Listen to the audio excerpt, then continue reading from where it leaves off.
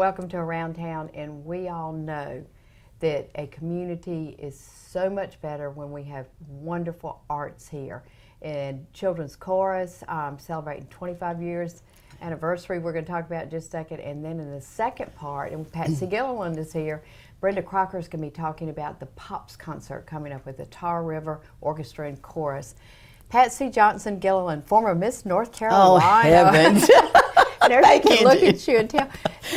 We are so absolutely blessed to have you here. And thank you. The chorus Nice to be here. was started in 1991, and you've been there personally since 1993, right? I have. I was sort of around before then, but we won't go there. But how wonderful that we have your talent. And I assume your talent with Miss North Carolina pageant was singing? Oh, of course. That's the only thing I can do, really. Not the only thing, no. We were Talk and sing, that's it. Well, you can motivate young people. Yeah. And I was waving to my neighbor, the Winslow and Laura Rogers leaving because Vivian's going to be singing this. But the generations of young people, and we're going to talk about a lot of on the 19th, Friday night the 19th at First Baptist Church. And I'm going to let you tell everybody they have to come in just a minute. Okay. The concert, you're bringing back a lot of people who have grown up in your chorus and are going to be certainly performing. trying. Great. Well, kind of give us an overview on the 19th, and then we'll go back and talk about the history a little bit. Okay, it's a Friday night, May 19th, 7:30 at First Baptist Church. And they hold 1,100 people, and I would like 1,100 there. So come. It is free. We will have a love offering if you think we're wonderful, and gladly receive it. But we want everybody to be able to experience our music. We're doing some of the music is things that we've done in the past that my alumni will recognize that are ours. We have some new things as well. The choir is 67 strong is it now. 3 choirs, 3 different choirs? Well, it's 3. We sing 3 different ways. The cantare is my 3rd to 6th graders. They're my training choir, and then the concert choir is 7th to 12th. They're the strongest, and they have won overall choral and band festivals in 2015 and 2016 at the festivals where they were. And then out of that we have the high school ensemble. And so I do all of this in one evening with them, and I try to give them music theory as well. But I'm basically a voice teacher, so I teach them the best way to sing and to find all of their voice. The high and the low. Audition too, don't they? Oh yeah, they have to audition, but I'm not a meanie if you want to audition. I'm looking for kids who love to sing and who have a voice. And I'll do everything I can to get them to the point that they can be a part of Tar River. And we're doing the world premiere of a Japanese song. I have a friend who's an accompanist at Meredith College, and she went to Japan after the tsunami and the nuclear explosion in 2011. She worked there. She found these poems with a man from Nagasaki, and she set them to music, and I heard it, and I said, her name is Yuri Yamamoto. And I said, "Oh, Yuri, this is a children's choir piece. Would you set it for us?" And she did. And so she's going to be there to tell us about it. And so the little ones are going to do the world premiere, and the older ones are going to sing a new song for us this year, which is "Music Down in My Soul," arranged by Moses Hogan. And if you don't rock at the beginning, you're bound to rock by the end. We're doing all kinds of different things. Part of my goal is that I want quality music, quality singing. I want quality lyrics to my songs, because it's so important what we fill our mind and heart with when we're young. And I want something positive. I want something true and pure. And so that's what I try to do with all the music that I pick. I have about 3 pieces that I wrote. Oh, good. At different times. That will be sung this night. That'll be Okay, time. like Yeah, one is Suite of Verses. It's from Robert Louis Stevenson's Child's Garden of Verses, which was always my favorite when I was young. Absolutely. And so I took 3 little ones and put it together, and so they're going to sing that. And then I have a Be Still and Know, which concert, and then we're going to, near the last, going to do when I wrote for the 20th anniversary, My Heart is Steadfast. And I invite all the alums who want to sing. I've gotten music to the ones who I know so far. And the singing moms can come up. And if they worked on it and sing. If the kids can sing, that somebody in the family probably has a voice also. Right, yeah. And sometimes it's the fathers, and I say, well, we can't do that. It's SSA. But we'll be doing that one with organ and timpani. We'll be doing the beginning. Of course, that's scripture, and the beginning is Jubilate Deo, which is Psalm 100, and we're doing that with a brass quintet. And Brenda's better half, or maybe she's the better half. I don't know, but she can't play trumpet. Right. Dr. Crocker's going to be one of our trumpeters on the brass quintet with that. Well, you have just, like I said, for 25 years, the kids have just blossomed under you, and many of them who are coming back have gone on to major in music in college, right? I have at least a dozen who have majored in music in college. They're not all working within the music field. It's like any other major.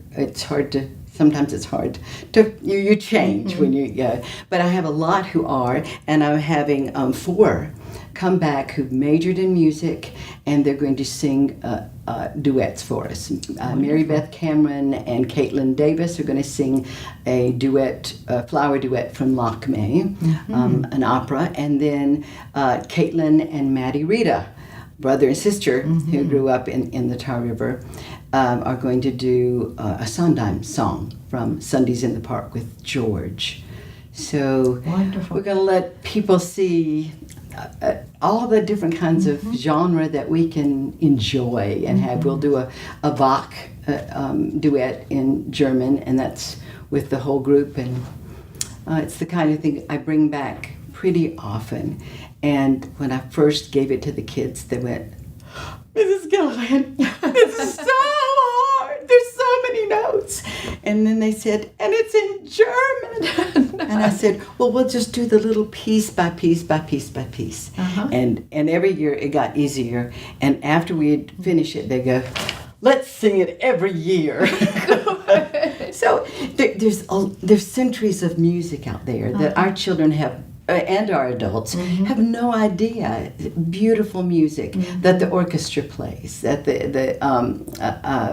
that we do, that the adult chorus does, and well, to just hear those wonderful little voices and growing, maturing voices. Oh yeah, it's fun. Saying would be, and you mentioned a love offering. Do those dollars then go back to help underwrite the program when travel expenses? Well, actually, it's going to help us because we're thinking about a festival in New York next year, and so I'm considering which one to go to. And buses are so expensive, so I thought the love offering can go blanket to our bus fund for that. Wonderful. Wait, you mentioned some awards that y'all have won through the years. You have sung in some very impressive, the National Cathedral.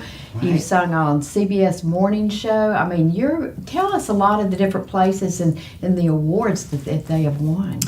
Well, we've done that in Philadelphia with the Church of the Holy Trinity, where O Little Town of Bethlehem was written. We had a festival there, and then we had festivals 3 times at Riverside Church, which is my favorite place to sing. It's just wonderful.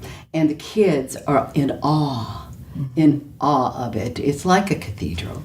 And then when we go there, we always go to a play, or a musical actually, and they love that, and it's probably their first time. And some of my older ones who really, their families didn't get to travel a lot, they said, that was the highlight of my childhood, was going to New York City. Wonderful. With us, and it's just it's really nice. I do smaller festivals in Busch Gardens and King's Dominion, so it's not so far away.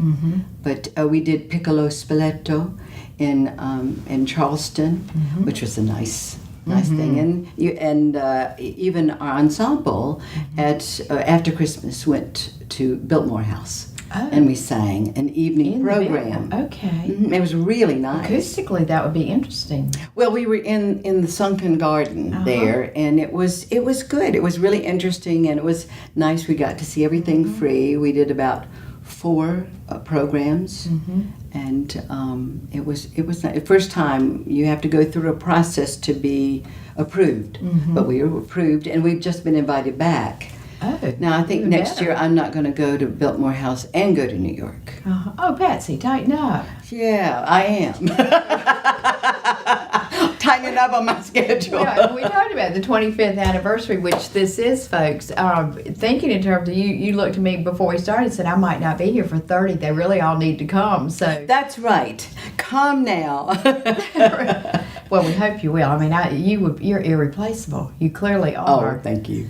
And the kids, I mean, as you said, don't you just love knowing that you have filled their minds with good, wholesome lyrics? Right. I mean, I listen to some of this stuff on, well, I don't listen to it, I try not to, but I mean, the wholesome songs that are fed into our young kids' brains are just not there very freely anymore. Oh, I know. And just like we have a poem by Charles Dickens called Things That Never Die. And it reminds me of the scripture that says, whatsoever things are true, whatsoever things are pure, a good report. Think on these things. He doesn't actually say that, but he mentions the things that are good about our world, and to think on these things. And so and that's so much of when you're motivating the kids and they're practicing their craft and they're knowing that they're winning contests and they're part of a greater process and a greater mission than themselves, they'll listen to you, and they will, because they want to please you, because you're their leader, and also they know you really care. I mean, I do, and I try to give them, I said, if you know the right thing to do, do not do the wrong thing. I have my sermons. We were on a trip, and I was in my van, and there was one child next to me, and then they were older teenagers. I had another teenager that I was talking to, and some of the girls in the middle were talkative, and this girl turned out and said, "Y'all be quiet. Mrs. Gilliland is giving a sermon."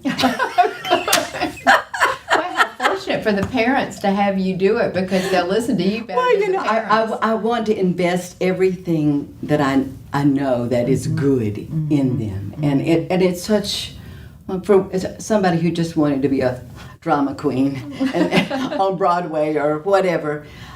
There's nothing like teaching. Right. There's nothing like investing yourself in a child and a teenager, and I love it. Oh, well, we love that you love it. Absolutely. Give us the date, the time, and tell everybody to come, and then tell us what we're going to close out with a quick sample of what they'll hear that night. Alrighty. It's Friday, May 19th, 7:30, First Baptist Church, downtown. We've got security there in downtown Rocky Mount. And it has 1,100 seats, so bring everybody you know. And it's free. It's free. And we'll have a love offering, so be ready to do that. And we're going to close out on something we did last year. We do a little bit of everything. So last year was some Michael Jackson. Yeah. I learned some Michael Jackson that I didn't know. People say, "Where have you been?" But I knew this one. We're going to close out on We Are the World. And very wholesome lyrics. That's right. So, okay, let's take a look.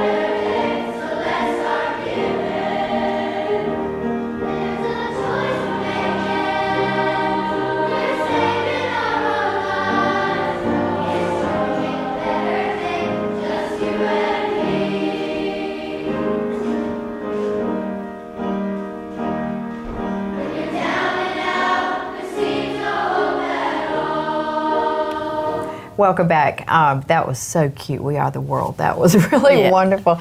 Brenda Crocker, folks, who has been, I think, the permanent president of the Tar River Chorus and Orchestra League. And actually this year I'm co-president with Beth Kupska. I'm trying to edge my way to Okay, we won't tell. No. You can just kind of do that without Yeah. telling her that you are.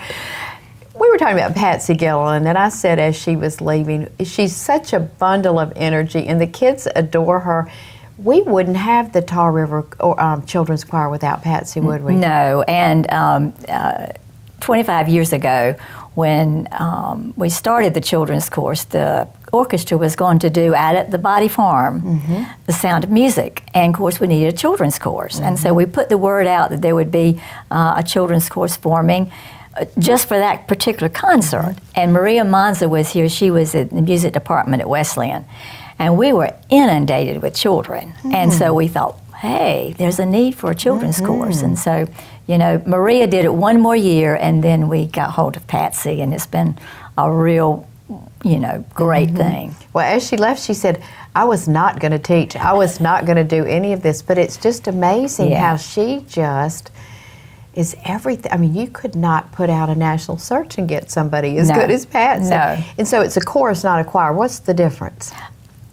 It's just what they call themselves. Yes, Okay. Okay, in 25 years. So the first 2 years, she wasn't here. She came in 93, but it is the 25th anniversary where everyone is going to go on Friday night, May 19th at 7:30 at First Baptist Church. Right. She really wants to pack that. This community and really she needs. won't have any trouble because on the Christmas concerts, that church has been packed too. So And everybody who goes, I'm sure, leaves thinking, I wouldn't have missed this for the world. right, it's lots of times it's people's Christmas present to themselves to go at Christmas.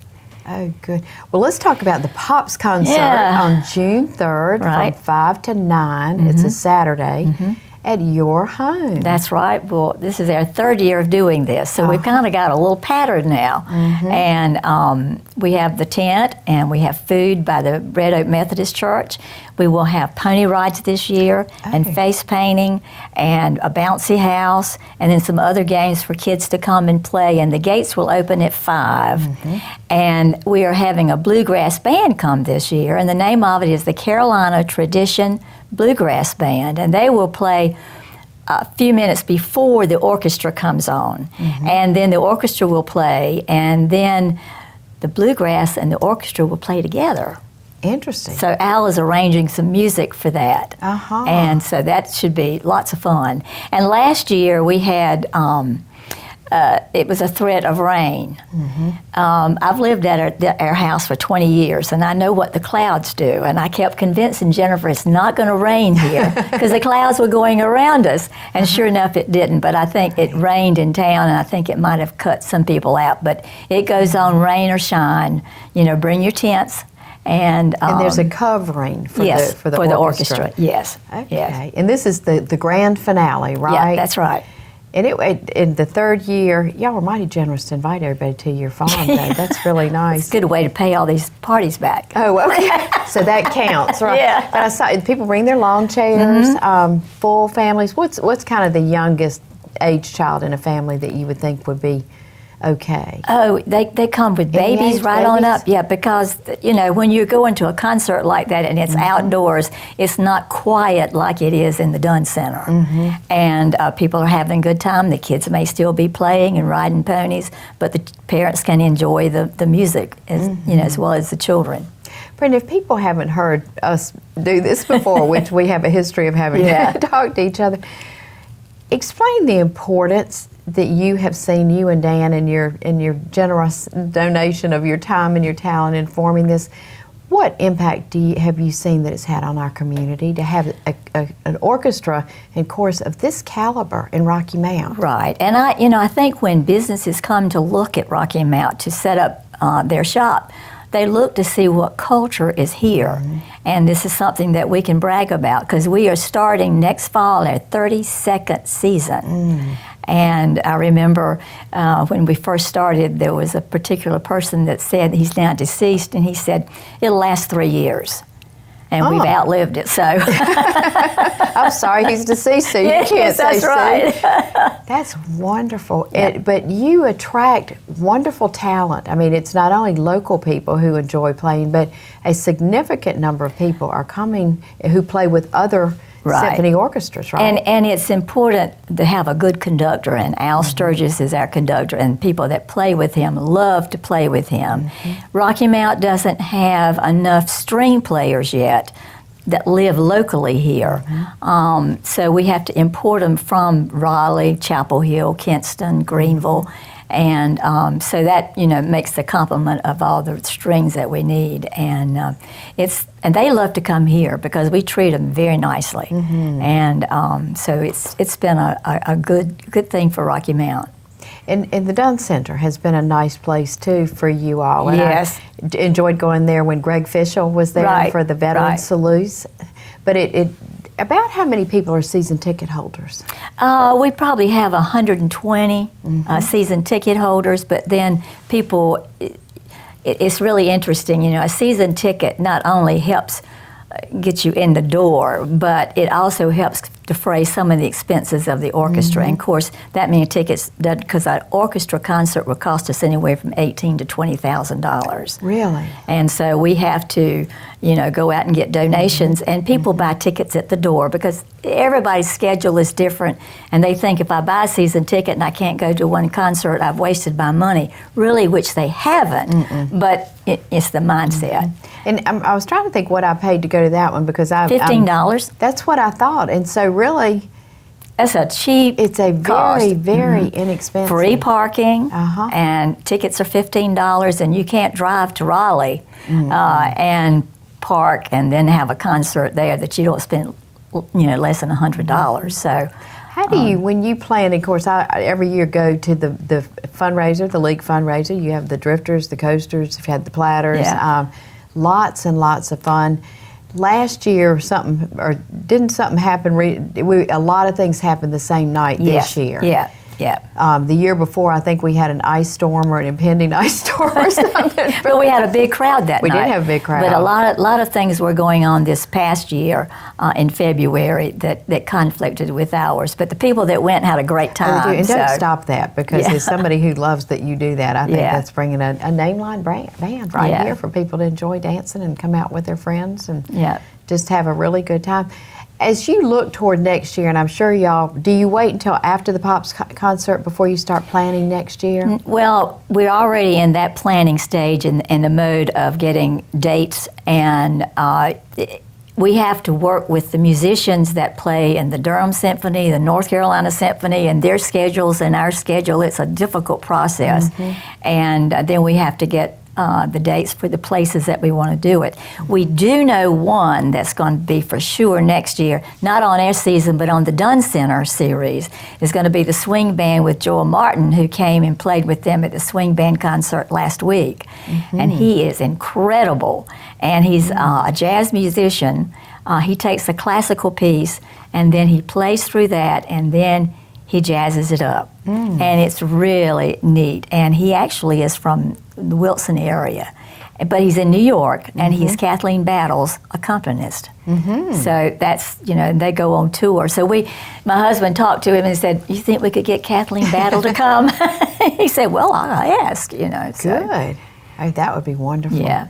Well, as you plan them, though, the variety, you always seem to have a similar variety of different shows. Kind of talk us through what types of different things you shoot for each year. Well, we've tried to gear it toward young people, the children, and of course we have an orchestra concert. Then this past year, or this year actually, in February, March, we have a 5th grade concert for the 5th graders in Rocky Mount and the private schools on Wednesday. And then on Saturday, we repeated the concert, part of it, and had a petting zoo from the Museum of Natural Science come down at the Dunn Center. And so they had that to do while before the concert started. And so it was for parents to bring their children, and then Al played some children's songs that they would enjoy. And why is that important for children to well, come in here? it's such your brain, if you are listen to music. It's just, music does something to you. Makes you smarter. It does. It does. I mean, I've heard of mothers when they're pregnant, playing classical music, Right. and supposedly there's scientific data that music helps with the connections that help you be smarter. I have to tell you a quick story that Dan told me this weekend, that he visits nursing homes on the weekend. And he went to a nursing home this past Friday, and he said there was a lady that had a neurological disease and she couldn't talk, but she kept pointing to the baby doll that was beside her. And he touched her hand, the doll's hands. The baby sang a Doris Day song, and the lady sang the song every word, but she Wow. couldn't talk to you and me.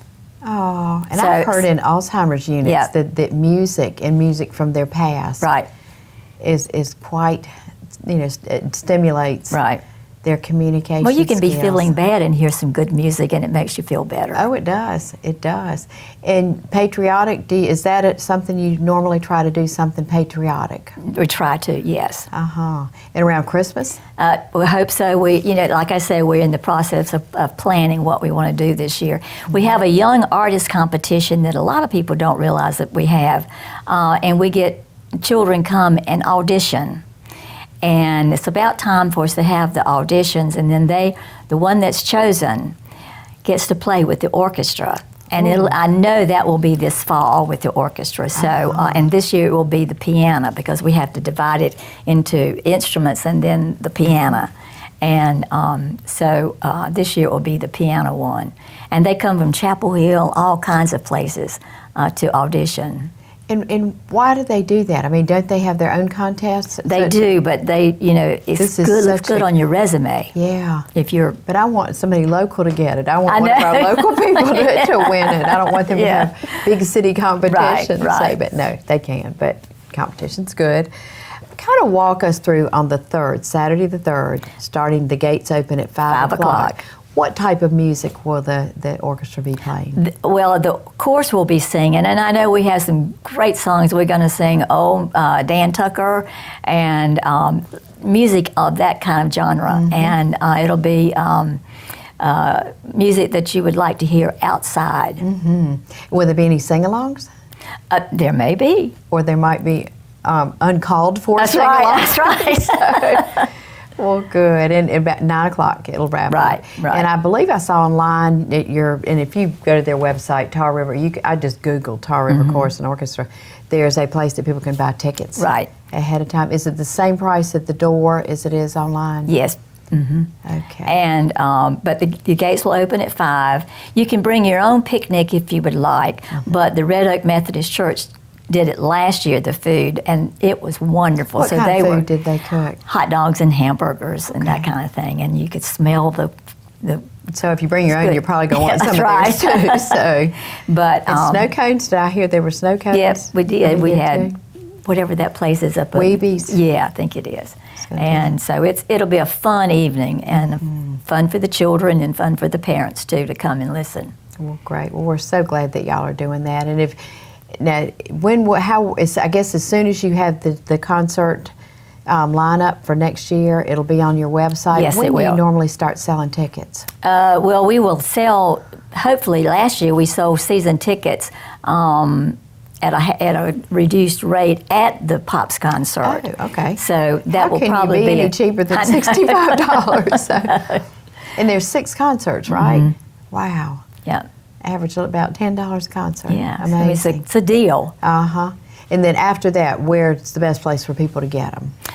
There's a mailing for some. I That's know. right. We have a big mailing that will go out, and then we have a ticket person, Sarah Cake, 443-2978. And if you want to get your Pops concert tickets early, you can go to her line 443-2978. Great. Gosh. Well, thank you again so much for all that you do. And I'm going to absolutely try and come. Okay. I'm trying to go to more of them all the time.